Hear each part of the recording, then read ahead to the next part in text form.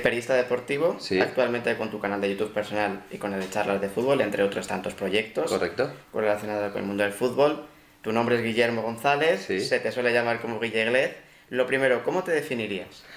Bueno, yo me defino como una persona trabajadora, es decir, quizás no soy la persona con más talento del mundo, pero en el periodismo, como en cualquier trabajo, el talento es necesario, sí, pero si no les echas horas, el talento no sirve para nada.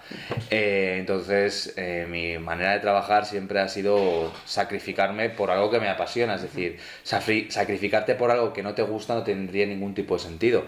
Entonces me definiría como un periodista que le echa muchísimas horas a la profesión, que intenta mejorar, que intenta, en vez de no solo ser mejor periodista, sino ser mejor comunicador y mejor profesional, y a la vez pues aprender de mis errores. Una cosa que creo que no estamos acostumbrados, que no nos han enseñado, que es a fallar. O sea, el fracaso está tomado como algo muy malo, muy negativo, que es malo en sí, pero siempre hay un aprendizaje detrás de un fracaso.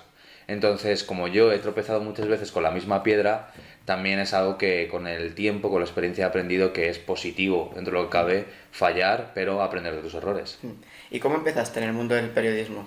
Bueno, yo empecé en la carrera, yo estudié en la Universidad Complutense de Madrid y en primero de carrera yo ya sabía que no me podía estar quieto porque es muy complicado luego ponerte en el mercado laboral y sin ningún tipo de experiencia, práctica o tal. Claro, compañeros tuyos de profesión seguramente te ganen la batalla o al menos ya tengan más currículum que tú. Entonces yo desde primero de carrera me empecé a enrolar en proyectos y el primero que me enrollé fue en FootMe, que era una red social de comunidades de aficionados de fútbol y tal, y era con compañeros de la facultad. Y ahí poco a poco ya me empecé a meter y a saber cómo era la profesión, el sacrificio y todo eso. Luego, pues bueno, empecé a trabajar en radio, en Marca, en Eurosport, en Discovery. Empecé a coger experiencia en otros medios de comunicación hasta que tuve que dedicarme a YouTube. Sí, tanto con Juan Arroita, o Arroita, como Andrés Cabrera habéis realizado muchísimos proyectos, Sí. como la revista Kaiser o el propio canal de Campeones. Antes de pasar a la etapa actual, ¿podrías explicarme cuál ha sido vuestro objetivo con estos proyectos?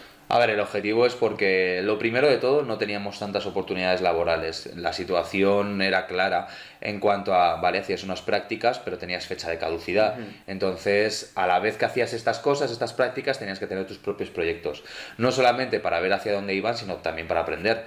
Empezamos con la revista Kaiser, la fundó Juan, pero pronto nos empezamos a meter tanto Andrés como yo, empezamos a hacer un canal de YouTube dentro de Kaiser, hasta que se nos brindó la oportunidad de plantearle un proyecto a una productora que empezaba a aterrizar aquí en España.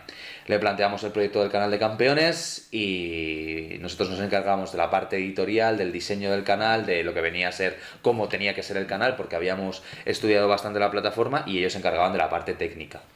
Y así hasta 2-3 años que conseguimos que el canal creciera a los 500.000 suscriptores, 600.000.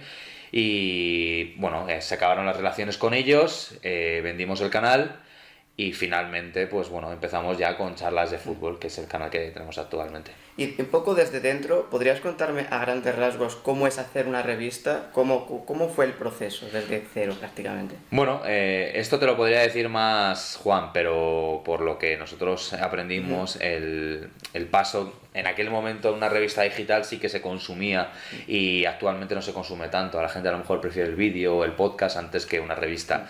Pero por aquel entonces el paso era aprender las herramientas necesarias para poder llevar a cabo una revista digital. Sabíamos que había un nicho de mercado que era el fútbol y fútbol internacional. Actualmente creo que ese ya no es el interés, a lo que me refiero de la revista en digital, pero te das cuenta de que era el proceso o el paso el papel se está muriendo, se tiene que digitalizar todo y que la lectura por aquel entonces todavía tenía algún mínimo interés. Hoy por hoy creo que va perdiendo cabida.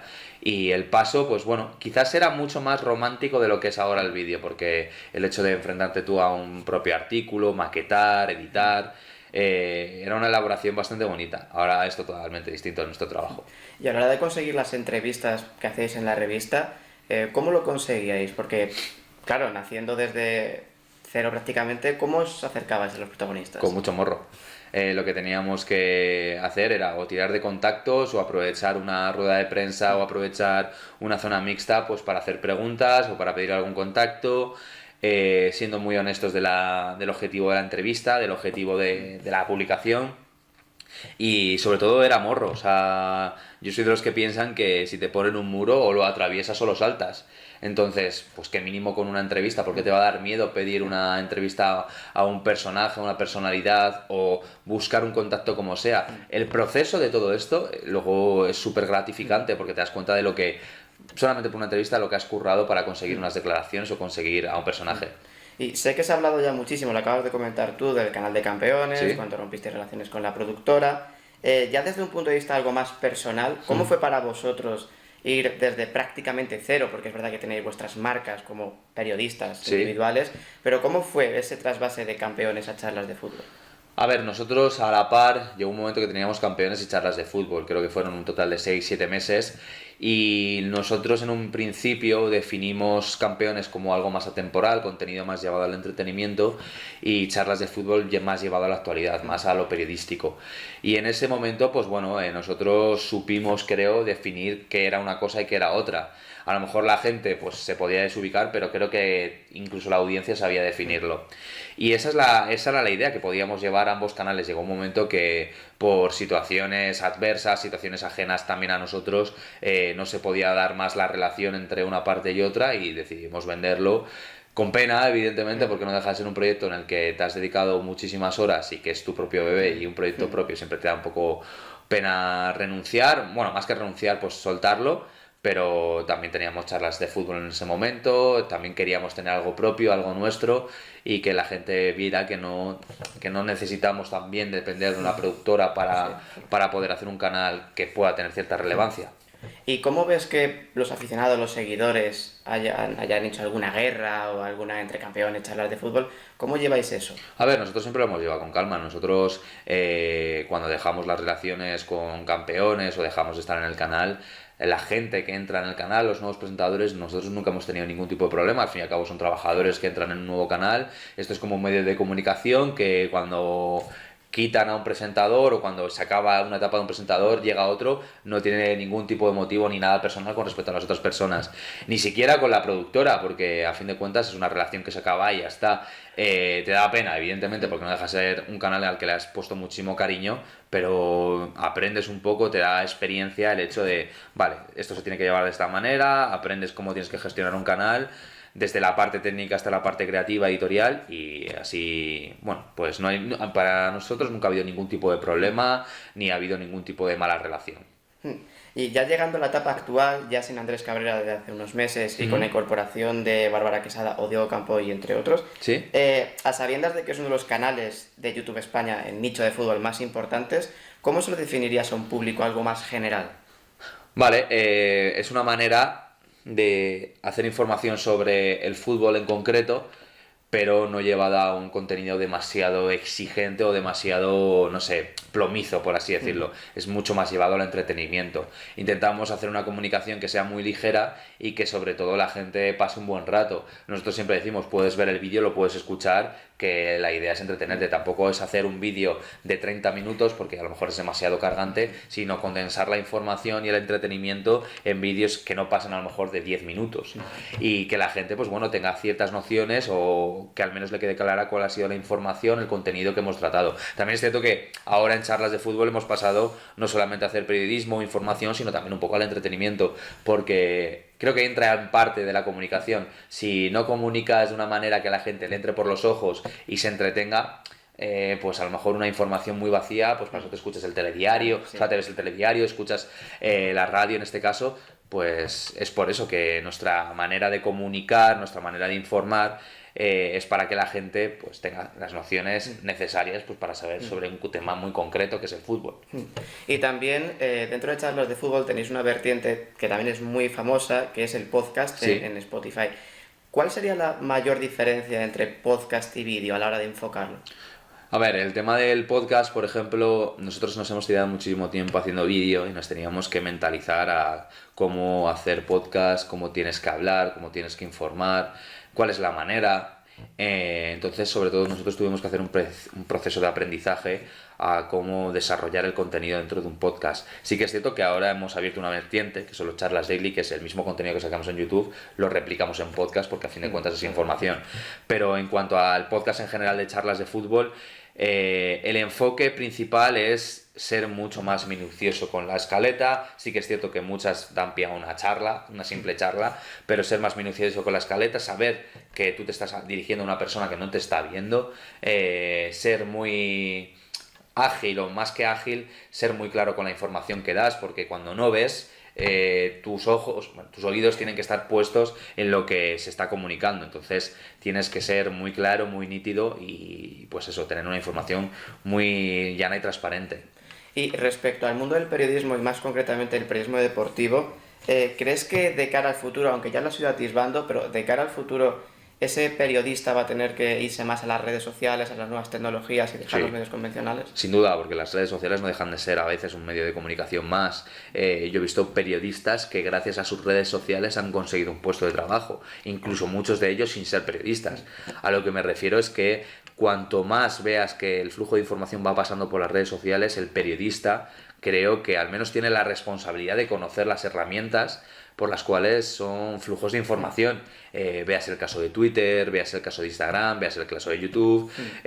Hay múltiples herramientas en las cuales se está comunicando. La gente se toma una red social como algo de entretenimiento, que también en parte es, pero también sirve para informar. Es una manera de comunicación más.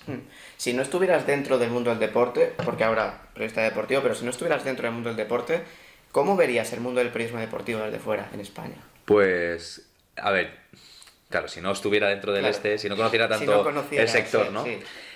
Si no conociera tanto el sector, me daría la sensación de que no hay un término medio, y creo que a lo mejor no puede existir el término medio, pero a lo que me refiero es que o haces un contenido que evidentemente o genera polémica o genera algo de fricción, o creas un contenido demasiado hard, que yo llamo, o demasiado denso para cierto tipo de público. Entonces, como que no hay un término medio, y a veces yo pienso que el término medio puede estar bien, porque englobas todos los aspectos de la comunicación.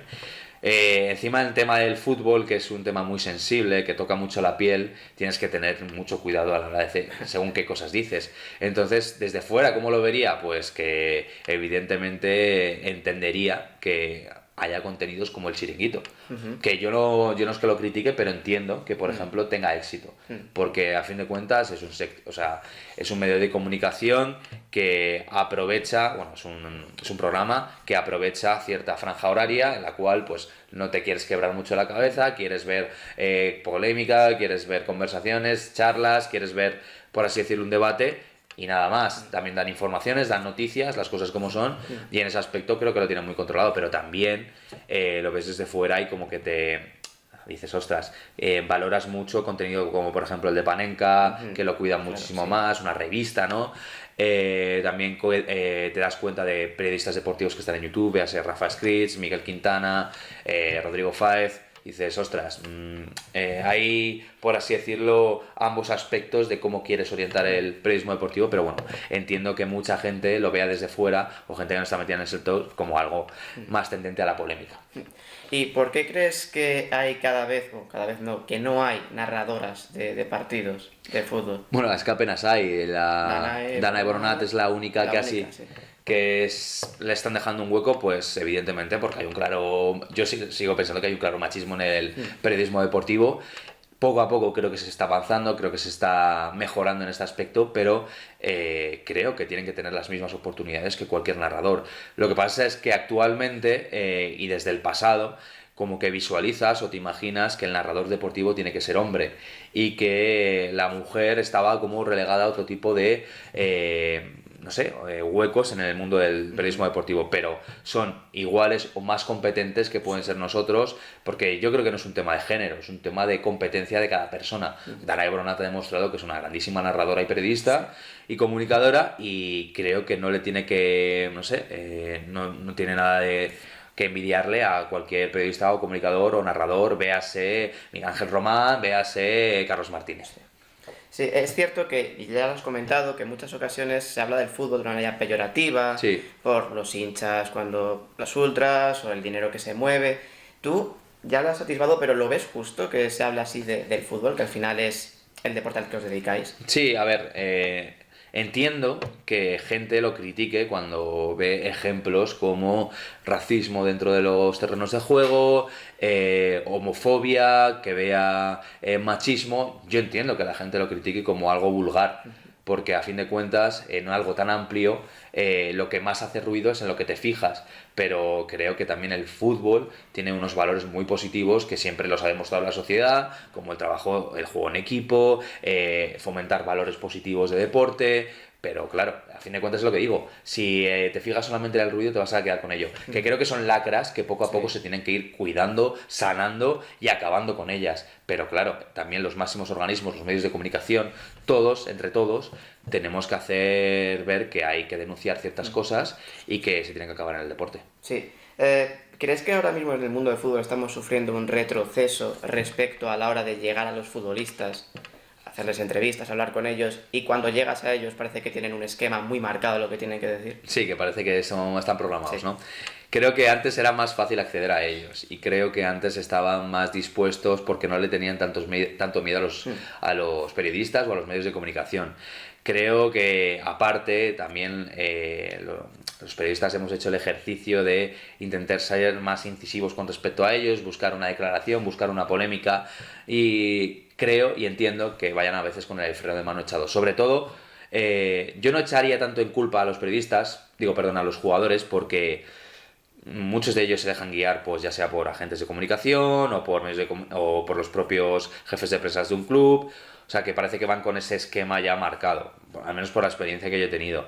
Pero sí que es cierto que muchos de ellos tienen temor a los periodistas porque creen que le van a sacar una declaración que los va a exponer. Entonces, ante esa exposición prefieren no decir absolutamente nada. Antes hemos visto declaraciones de jugadores que querían condenar al entrenador, lo decían abiertamente y ya está, que no le tenían tanto miedo a comunicar. Hoy por hoy creo que hay también ejemplos que dicen todo lo contrario de jugadores, de futbolistas que no tienen miedo a dar ningún tipo de declaración, pero hay otros que sí, bastante de ellos. Me gustaría que me explicaras un poco tu visión del mundo del periodismo y a la vez del mundo de la televisión. Porque la televisión se ha considerado como el medio rey, después de haberlo sido unas décadas en la radio. ¿Crees que esto sigue siendo así? Creo que sigue siendo así porque siguen las empresas, marcas, invirtiendo más dinero ahí. Y seguirá siendo así hasta que las marcas se den cuenta que los medios digitales también le están copando un reach, un alcance bastante grande a se lo están comiendo a la televisión. Y en este aspecto todo es tema de dinero. O sea, todo funciona así. O sea, no es un tema solo de la audiencia. A fin de cuentas, si todavía sigue existiendo esa teoría que tú decías de que está siendo el medio rey, ¿no? Que es el medio rey y tal. Pero bueno, yo creo que poco a poco se va a ir repartiendo, por así decirlo, el mercado, y que la televisión dejará de tener protagonismo. De hecho, estamos viendo que la televisión está intentándose adaptar a los medios digitales, meterse más en las redes sociales, intentar llevar esa audiencia de las redes sociales a la televisión, que me parece una estrategia bastante positiva y bastante buena, porque a fin de cuentas tienes que recuperar esa audiencia o focalizarte en esa audiencia joven que estás perdiendo. Pero creo que poco a poco, como decía, las marcas se están dando cuenta, o los patrocinadores, que a fin de cuentas son los que sustentan un medio de comunicación, de que también pueden repartir esa parte del presupuesto en medios digitales y que hay buenos comunicadores e informadores en medios digitales o en radio, podcast o en otros medios de comunicación. En un canal como Charlas de Fútbol, ¿cuáles son los contenidos que generan más interés entre los espectadores? Principalmente los temas de actualidad más instantáneos, véase un partido, una final. Te pongo así un ejemplo concreto, como una final de Supercopa, la última que hemos tenido, las finales de Champions, algo que sea muy llamativo en cuanto a actualidad. Pero lo que más le suele gustar a la gente es el entretenimiento. Como nosotros nos focalizamos bastante en YouTube, la gente que se mete en YouTube es no solamente para informarse, sino también para divertirse, entretenerse. Entonces los challenges, los juegos, son muy llamativos para la audiencia, les suele gustar, y es por eso que suelen ser los vídeos que más views tienen, porque mezclan esa parte de contenido informativo, pero también de entretenimiento. Yo creo que ahí, en esa mezcla, es donde más se siente cómoda la gente. Eres un reconocido madridista, Sí. Tu canal de YouTube personal trata la actualidad del equipo blanco. ¿Crees que el decir que eres de un equipo de fútbol u otro te puede poner etiquetas de forma injusta? A ver, sí, me pueden poner de etiquetas de forma injusta, pero Yo lo que nunca voy a hacer es algo que está en contra de mis principios o en contra de cómo veo el fútbol. No sé si por suerte o por desgracia, dependiendo de cómo lo vea según qué persona, yo no soy una persona que le guste la polémica. O sea, cuando hay polémica yo me puedo mojar, puedo dar mi opinión, pero yo no me voy a poner a discutir de manera exacerbada con una persona porque piense distinta a mí. Intento hacer, no sé, un buen debate, intento que haya una buena, no sé, diversidad de opiniones, intentar incluso aprender de la gente que piensa distinta a mí. Con respecto a esto, sí, a mí me han puesto etiquetas de madridista o de antimadridista o de cualquier cosa. Pero yo siempre he sido muy frontal a la hora de decir las cosas, siempre he pensado que todos los periodistas tienen un equipo de fútbol, que me parece bien que no lo quiera comunicar, que no lo comunique. Yo nunca he tenido ningún tipo de pavor o ningún tipo de miedo al decirlo. Vería mal que la gente pensara que yo estoy por... O sea, que ser madridista esté por encima de ser periodista. Eso sí que no lo vería bien. E intento, cuando me lo han dicho, preguntar por qué. Porque a lo mejor por temas de enfoque yo me equivoco o a lo mejor a la hora de comunicarlo lo he hecho mal. Pero siempre suelo tener un feedback bastante positivo cuando he tenido este tipo de debates. Y yo nunca he visto nada mal que un periodista diga de qué equipo es. Creo que acabas lo primero con este tipo de debate de qué equipo es. O, por ejemplo, un caso que yo siempre veo en redes sociales, a Carlos Martínez le dicen, este es culé, este es madridista. Él no ha dicho, creo, abiertamente de qué equipo es, pero bueno, está ese debate. Yo lo quito de primeras y la gente que suele ser del FC Barcelona o del Atlético de Madrid, que quizás son los equipos que más fricción pueden tener con el Real Madrid, nunca me han dado un feedback negativo. Y cuando me lo han dado siempre he intentado hablar de manera frontal y ser claro con ellos. Y ahora pasamos a las preguntas respecto a la actualidad futbolística, Vale. primero masculina. Ayer fue el derbi, ganó el Madrid 1-0 con gol de Benzema. ¿Crees que este Real Madrid es un firme candidato para ganar las tres competiciones, las tres grandes competiciones? Siempre digo que ganar el triplete es muy complicado y es muy difícil, tienes que tener una plantilla amplia. El Real Madrid creo que sí que la tiene y creo que va en una dinámica muy positiva, principalmente en Liga, en Copa. Hasta que no veamos los octavos de final contra el City no te sabría decir, porque quizás es uno de los rivales a los que más le puede temer el Real Madrid.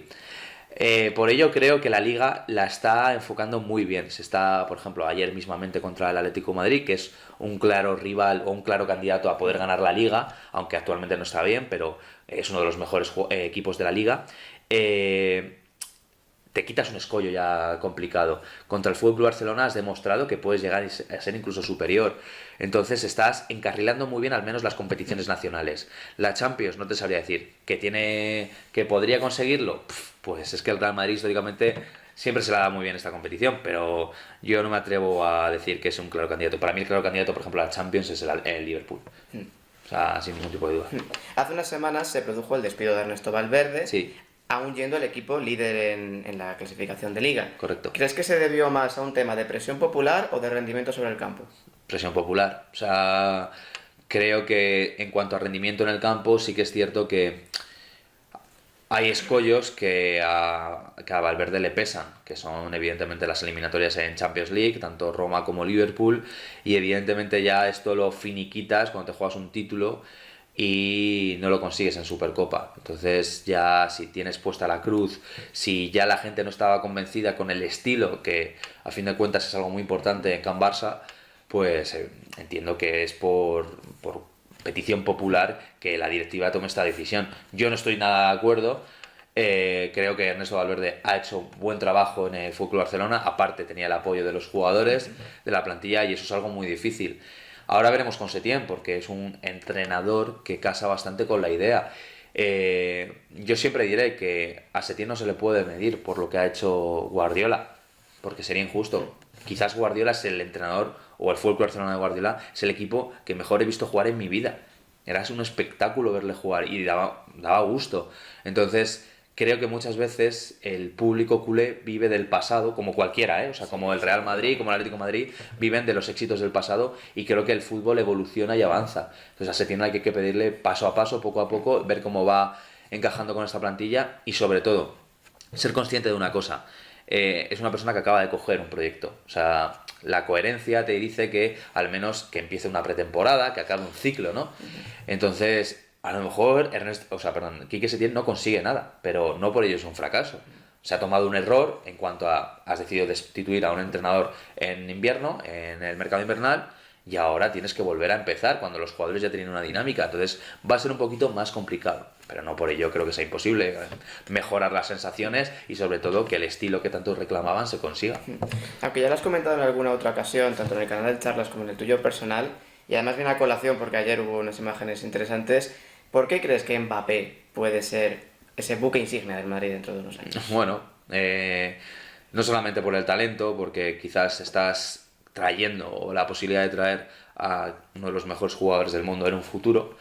El Real Madrid siempre ha tenido esa exigencia histórica de intentar traer a los mejores y creo que está haciendo un proyecto con la intención de tener a los mejores que van creciendo ya en la propia casa, algo que es inédito en el Real Madrid, que futbolistas tan jóvenes tengan tanta personalidad como para rendir en el primer equipo. Con respecto a Kylian Mbappé, yo siempre pienso que va a ser un fichaje muy muy complicado y que todo dependerá hasta que el propio jugador se harte y que el club ya diga no puedo sostenerle más. Evidentemente estas imágenes de Thomas Tuchel, yo te soy sincero, a mí no me gusta que un jugador tenga una falta de respeto a un entrenador porque le hayan quitado o le hayan cambiado. Creo que tienes que también ser profesional y compañero en todos los aspectos. Si el entrenador decide quitarte porque ya vas ganando y evidentemente a lo mejor tienes esa decisión por quiero darte descanso o lo que sea, pues ya está. Pero creo que tienes que ser lo suficientemente maduro como para respetar al entrenador, te caiga mejor o te caiga peor. Y encima no lo hagas públicamente. Porque evidentemente hay jugadores que con los entrenadores no se llevan bien, pero públicamente no solamente tu imagen, sino la del club queda dañada. Vamos a hablar de dos jugadores del Madrid, una por la parte positiva y otro por la parte algo más negativa. Vale. Empezamos por la negativa, la situación de Gareth Bale. Vale. Es verdad que ya desde verano parecía que se iba a ir, luego se quedó, luego se lesionó, lo que pasó en Gales. ¿Por qué crees que se ha enquistado tanto? A ver, creo que se ha enquistado porque no. Yo creo que se mezclan muchos factores. El principal es un tema que siempre se ha achacado, que es el tema de la adaptación. Que yo por ejemplo, la gente que dice es que no habla castellano, a mí eso sinceramente me puede dar igual. Porque hemos visto muchos jugadores en el Madrid que no han hablado castellano y han rendido a las mil maravillas. Y yo creo que Gareth Bale ha tenido momentos en el Real Madrid bastante buenos y positivos y que ha dado cosas buenas al conjunto blanco. En cuanto a la adaptación no lo veo tanto. Sí que es cierto que se le puede achacar el compromiso. La sensación que te da de que parece que con él no va la cosa, que bueno, que la alinean, que sí, en los partidos importantes parece que rinde un poquito más, pero que si juega contra unionistas que se la suda bastante. Entonces, eso va en contra más del propio jugador que de otra cosa. Con respecto a lo de la bandera de Gales, creo que no tiene que tener más trascendencia que la que tuvo, es decir, el que queda mal es el jugador, no tiene que quedar mal el club. El club que decide seguir hacia adelante con él, lo puedo llegar a entender, porque a fin de cuentas es un valor deportivo muy importante que si te rinde es perfecto. Para mí es uno de los mejores jugadores del mundo si está al 100%. Entiendo que además tienes que añadir tema de lesiones, tienes que añadir el tema de que hay jugadores que a lo mejor están por encima de ti. A ver, yo no lo hubiera vendido en invierno, ni quizás lo hubiera vendido en verano si finalmente hubiera llegado una buena oferta, pero entiendo que el Real Madrid no lo vende por dos motivos, porque no quiere evidentemente venderlo de cualquier manera, y segundo, porque es muy difícil soltarlo con una nómina de 15 millones.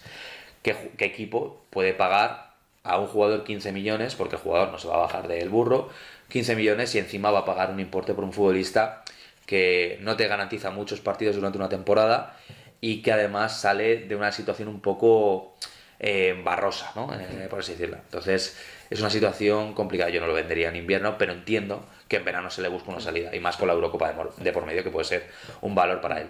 ¿Lo habrías vendido por 30 millones? No, yo no lo hubiera vendido por 30 millones porque te puedes quitar una ficha muy alta, pero el Real Madrid vender a un jugador por 30 millones, cuando a lo mejor luego en el verano puedes venderlo por más, cuando a lo mejor llegan ciertos momentos de la temporada que necesitas un futbolista con las condiciones de Gareth Bale, porque condiciones tiene y capacidades tiene, te puedes arrepentir. Entonces, la decisión que se ha tomado de mantenerlo me parece lógica. O sea, la decisión que ha tomado Zidane de decir es un jugador más de la plantilla, me parece coherente. Y por la parte positiva, la gran explosión de esta temporada ha sido Federico Valverde. Sí, Fede. ¿Por qué? ¿Qué tiene Fede Valverde que no tengan otros mediocentros que sonaron en el verano para el Madrid? Pues lo principal que tiene es que es sacrificado. O sea, cualquier persona que lo ha visto en el terreno de juego, porque a lo mejor desde la televisión no se aprecia tanto, es la cantidad de campo que abarca. es alucinante la capacidad física que tiene. Y luego porque es un futbolista bastante completo, es un jugador que tiene pegadas, un jugador que mueve bien el balón, que en contextos en los cuales hay mucho frenetismo él se siente cómodo, que es capaz de romper líneas, es un jugador muy versátil y muy completo. Entonces, esta irrupción se ve a dos cosas. Primero, la confianza de Zinedine Zidane, que es algo que llama muchísimo la atención, que Zidane apueste por un jugador de, no se puede decir de la casa porque llegaba para el Castilla, pero que lo vio y dijo, vale, vas a tener una oportunidad. Y segundo, porque creo que es un perfil completamente distinto a lo que tenemos. O sea, no es Casemiro, no es Kroos, no es Modric, pero ninguno de esos tres tiene lo que tiene Fede Valverde. Entonces creo que se complementa muy bien con el resto de compañeros y sobre todo al Real Madrid le ha venido muy bien defensivamente, le ha venido perfecto que Casemiro tenga una ayuda defensiva. Yo creo que los datos lo avalan, que el Real Madrid sea el equipo que menos encaja de la liga con 13 goles. Creo que también es mérito de lo que está aportando Fede Valverde. Compromiso, sacrificio y garras, que define a lo que es un uruguayo. Sí, completamente. De cara a ese fichaje o no que hemos estado escuchando estos días de Cavani por Atlético de Madrid, ¿crees que el uruguayo era necesario? Y si es así, ¿por qué no se buscó un plan B de delantero 9, de centro? A ver, yo creo que era necesario porque mismamente se vio ayer en el partido, en el derbi, cuando se te va Morata, que lo estaba haciendo genial, que estaba siendo uno de los mejores del equipo, reclamabas un 9 y las opciones que tenía Simeone en el banquillo no es lo mismo, o sea, no es un 9 de área. Creo que el el Atlético de Madrid necesita un delantero que también te sume cuota de gol. No todo lo puedes focalizar en Álvaro Morata porque quizás tampoco es el delantero con más capacidad goleadora del mundo. Y Cavani creo que tiene esas condiciones, aparte yo creo que casaba muchísimo con la idea de Diego Pablo Simeone. ¿Por qué no han buscado un plan B? Pues yo también me lo pregunto porque apostaron muchísimo por el fichaje de Cavani. Ahora se están tirando piedras cada uno en el tejado, el representante con la directiva del Atlético de Madrid por la comisión que pedía supuestamente el representante. Yo creo que un equipo, si necesita un delantero, que también se hablaron de nombres, se habló de Paco Alcácer, también, si no recuerdo mal, ¿de quién se había hablado? Se había hablado otro de Italia, bueno, no me acuerdo bien. Piatek, a lo mejor. Pues creo que también fue Piatek. El tema es que, joder, no tengas todos los huevos puestos en la misma cesta o vete solamente por uno, cuando te puede salir mal, cuando las negociaciones sabes que eran complicadas.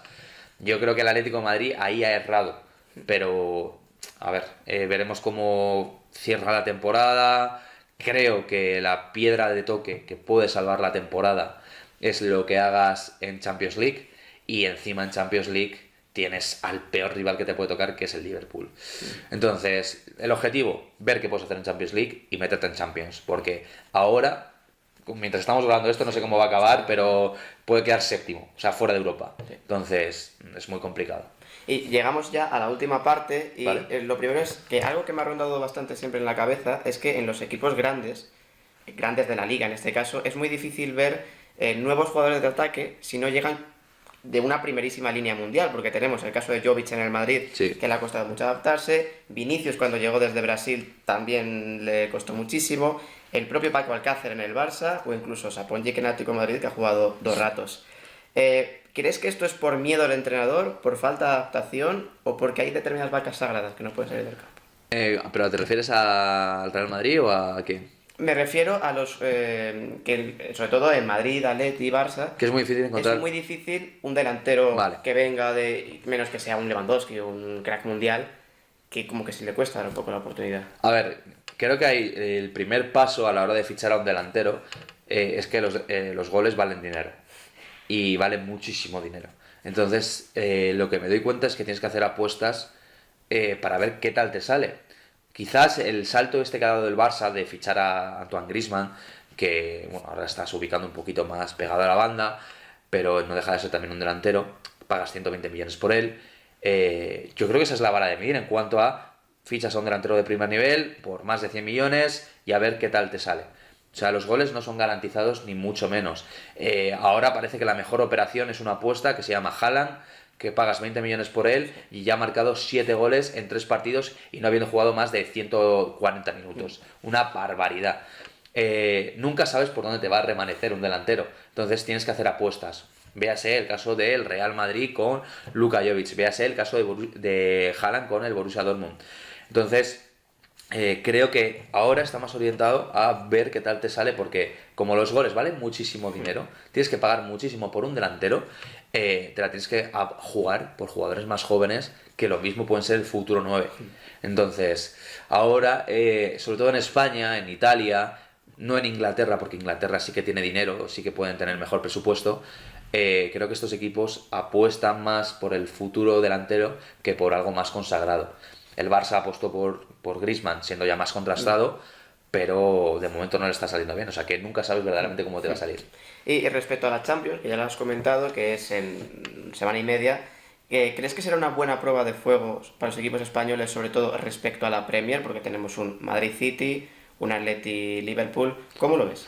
A ver, el que más fácil lo veo hoy por hoy es el partido del Barça. Porque independientemente de que el Barça a lo mejor dé la sensación de que no se está pasando por un buen momento, no deja de ser Nápoles. O sea, no deja de ser Napoli, que es un equipo que es muy poco consistente. Entonces creo que es el mayor favorito de todos. Con respecto al Valencia, que tiene Atalanta. Atalanta es un equipo que encima está rodando muy bien, es un equipo muy goleador, que es muy ofensivo. Pero bueno, yo confío también bastante en Celades porque me parece un grandísimo técnico y que tiene un sistema muy bien fijado y que aparte el Valencia sí que tiene categoría en Champions League. Con respecto ya al Atlético de Madrid, Real Madrid, el que más crudo lo veo es el Atlético de Madrid, pero porque es el Liverpool, no por el Atleti en sí. El Liverpool quizás es uno de los equipos mejor rodados y físicamente superiores. O sea, creo que es el equipo que está por encima incluso del Real Madrid en cuanto a físico. Es una barbaridad verles correr, la capacidad que tienen de llegan a todos los balones, es alucinante verles jugar. Y luego el Real Madrid, creo que va a ser el gran estado de forma que está teniendo el Real Madrid contra la batalla personal que tiene Pep Guardiola. Que Pep Guardiola aparte tiene una pedazo de plantilla, pero tiene una deficiencia, que es la defensa. Entonces quizás va a ser la batalla más bonita de ver, porque creo que van a ser dos choques de estilos muy bien marcados y muy bien definidos, o que se están definiendo. Y es eso, o sea, favorito, al que más veo el Barça. Con respecto al Real Madrid y Manchester City le voy a dejar 50-50 porque yo no me la puedo jugar. Con respecto al Atlético Madrid y Liverpool veo más favorito al Liverpool, y con respecto al Valencia-Atalanta veo ahora un pelín más favorito a Atalanta, pero claro, quién sabe. Y me gustaría preguntar también una cosa acerca de fútbol femenino. ¿Sí? Es cierto que tenéis a Bárbara, que es una experta, Sí. pero desde el punto de vista de ese proyecto del Real Madrid de cara, bueno, ya este año, pero confirmado el año que viene, como Real Madrid femenino, ¿cómo lo ves de cara al sector y...?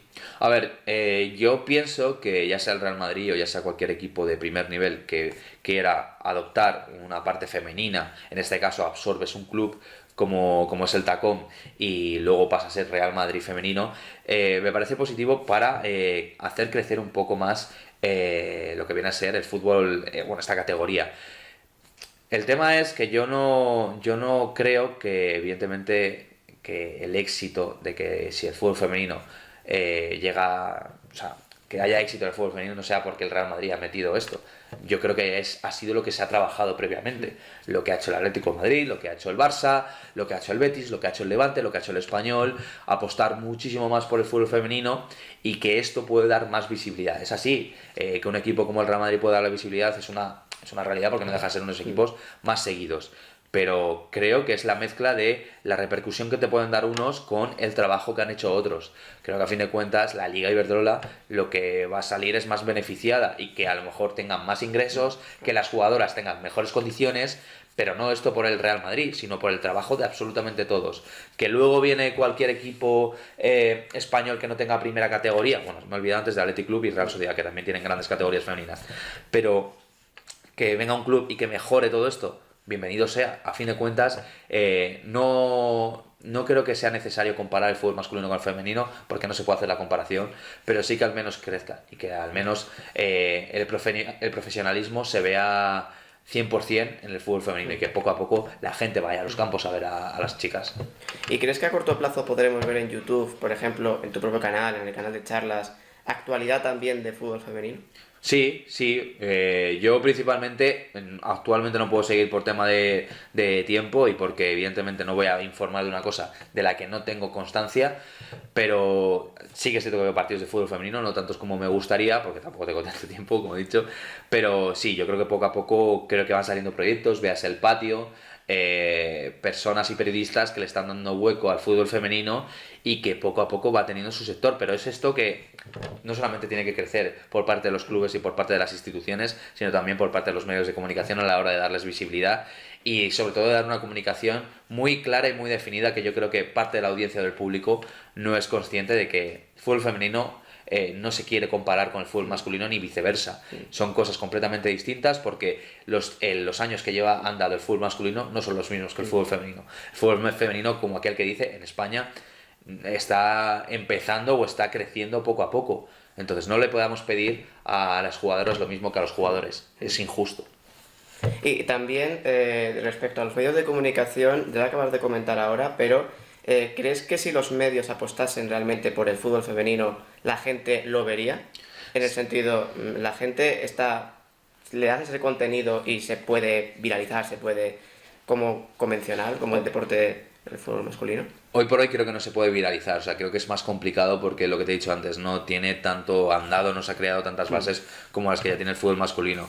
Es muy difícil que veamos los mismos registros de audiencia en fútbol femenino que en fútbol masculino. O sea, hoy por hoy me costaría verlo, pero sí que siento que los medios de comunicación tienen una responsabilidad a la hora de poder mostrarlo más, comunicar. No sé si tendría la misma repercusión en un futuro, lo desconozco, pero creo que se tiene que ir creciendo paso a paso, poco a poco, y que vaya evolucionando. Eso es lo que se tiene que ir haciendo. Que luego se consiga, pues ese será el trabajo de todos, el trabajo que han hecho medios de comunicación, equipos de fútbol, jugadoras, absolutamente todos, porque el fútbol femenino crezca. Pero hoy por hoy creo que lo máximo que se puede dilucidar o vislumbrar es que crezcan temporada tras temporada y que vayan mejorando sus condiciones. Y para terminar, es una pregunta que me gusta hacer algo alejada del tema de la entrevista.